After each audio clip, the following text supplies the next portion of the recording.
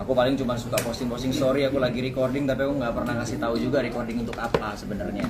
Jadi sebenarnya ya mumpung saat ini memang kita lagi mau untuk konser Badai 25 tahun 19 Januari. Jadi aku sekalian mau announce juga, aku sebenarnya sama Mas Badai juga memang ada project sekarang itu untuk membuat satu album. Badai The Greatest Hits sebenarnya. Jadi itu adalah lagu-lagu Badai yang memang hits selama ini, tapi di remake dengan aransemen yang baru, yang pasti lebih fresh dan lebih berbeda dengan yang originalnya. Tetapi tetap mempunyai rasa yang sangat-sangat menarik juga. Nah itu tiba-tiba kita memang udah selesai proses recordingnya karena kebetulan lagi stripping juga. Cuman libur hari Minggu, jadi selalu dihajar setiap hari Minggu bisa take vokal 2 kali, maksudnya 2 lagu, sampai kelarnya baru ya 3 minggu yang lalu baru selesai recording dan hasil mastering juga sudah 5 lagu, tinggal 2 lagu lagi. So ini memang udah mau menunggu kapan rilisnya sebenarnya. Terus tiba-tiba Mas Badai menawarkan, bro, gua Januari 19 ada konser nih, lu bisa ya main di situ bawain lagu yang kita lagu yang ini sama ini gitu. Oke, bisa Mas, tanggal berapa? 19 Januari. Pada saat gue dengar 19 Januari, gue tuh langsung kayak, you know, honestly sebenarnya setiap tanggal 19 Januari itu tuh gue nggak pernah mau ngambil pekerjaan, karena itu adalah hari spesial gue, hari anniversary gue sama istri gue. Mau pekerjaan apapun, bahkan syuting tuh biasanya gue minta izin, karena hari itu gue tuh kepengen ya gue quality time sama istri gue gitu, karena ini adalah anniversary gue. Tapi khusus untuk konser ini, gue tuh langsung kayak wait, nggak, ini something special. Justru ini adalah cara gue merayakan anniversary gue sama istri gue, karena kalau kita flashback lagi, kita tarik memori lagi ke belakang, hal yang membuat gue kenal sama istri gue adalah musik gue dulunya. Gitu, dia selalu suka dengan gue bermusik. Di anniversary gue ini malah gue dapat kesempatan untuk ada di konser Badai, seorang maestro musik yang merayakan 25 tahun dia berkarya. Dan ini adalah konser yang akan dibuat megah, besar. Jadi ini adalah cara saya merayakan ulang tahun pernikahan sama istri saya. So this is special for me juga. Ketika akhirnya terjun ke dunia musik tuh sejak kapan sih Ren, sampai akhirnya orang kan taunya lo tuh adalah aktris gitu ya, acting gitu. Terus saya perempuan berarti. Ketika akhirnya bisa nyanyi dan lo akhirnya orang akhirnya tahu lo punya 2 kemampuan itu. Sebenarnya semua itu proses ya, semua itu nggak bisa yang tiba-tiba aja gue langsung bisa sampai menyanyi seperti sekarang.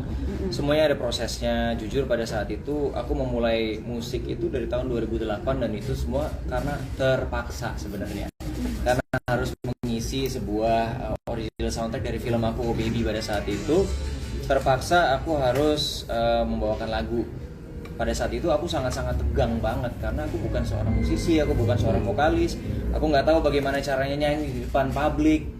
Bahkan aku jumpa fans saja kadang-kadang ketemu publik aja masih suka gemeteran, masih takut, karena waktu itu kan aku juga masih baru. Jadi kayak masih perlu banyak belajar, masih perlu banyak jenjang karir yang ya itu proses. Aku masih butuh banyak proses.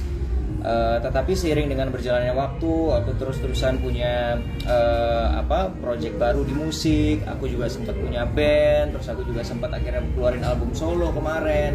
Sampai pada akhirnya itu semua adalah proses yang membuat aku belajar bagaimana cara mengkontrol suara aku, bagaimana caranya aku bermusik, bagaimana caranya aku perform di depan banyak orang. Itu semua proses, itu nggak bisa kita belajar dalam waktu yang singkat. Itu semua ya pengalaman yang bisa menjawab itu. Jadi, istri sendiri gimana tuh? Oh, sangat-sangat senang pada saat dia dikabarin. Dan jujur pada saat itu orang tua dari istri, mereka datang ke Indonesia dari Kanada. So aku bakalan datang bawa mereka juga gitu. Siap gitu. Thank you. Mas Reni, terakhir dong, meranya ini lagi ramai fenomena pertandingan tinju antar artis gitu. Lu menanggapinya seperti Iya, apa? banyak yang adu ring Oh. di atas ring.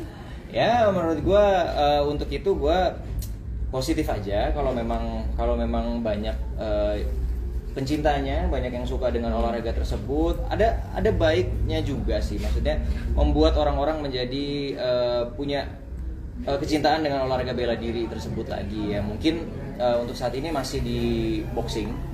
Mungkin ya harapan gue mudah-mudahan ke depan olahraga bela diri yang lain juga bisa diangkat juga seperti kickboxing ya mungkin. Jadi supaya lebih anak-anak muda bisa lebih mencintai olahraga ini dan menghindari ini sih sebenarnya, supaya nggak ada lagi bullying, tawuran dan segala macam. Kalau memang kalian suka dengan martial arts, ya ikutlah bela diri yang memang beneran, terus bertanding di tempat yang memang seharusnya. Jadi lebih baik junjung tinggi sportivitas. Mas Randi masih ada keinginan buat terjun nggak sih, buat tanding lagi di atas? Sebenarnya kemarin gue baru pulang dari Bandung untuk kejuaraan kickboxing. Ya, puji Tuhan menang, dapat emas. Memang gue nggak ngomong ke sosial media karena memang itu buat gue prestasi aja, jadi bukan sesuatu yang perlu di promosiin. Jadi aku pada saat menang semuanya ya aku cuman posting itu di sosial media aku aja, that's it. Nggak sampai ada promo-promo atau apa. Lawannya mantan atlet nasional Muay Thai. Aku namanya Jovi Fernandes, asli Bandung.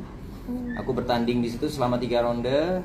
Puji Tuhan dapat kemenangan angkat dan ya dapat medali emas di situ. Mas Randi menanggapi pertandingan yang lagi rame nih yang akan berlangsung tanggal 17 nanti antara El Rumi sama Jeffrey Nicole, mungkin pendapatnya sendiri.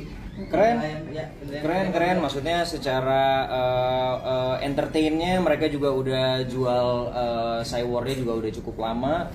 Jadi ya dari sisi sellingnya bagus lah, mereka bisa menjual itu. Mudah-mudahan penontonnya juga bakalan antusias dan bakalan banyak yang nonton. Dukung siapa? Aduh. Prediksi.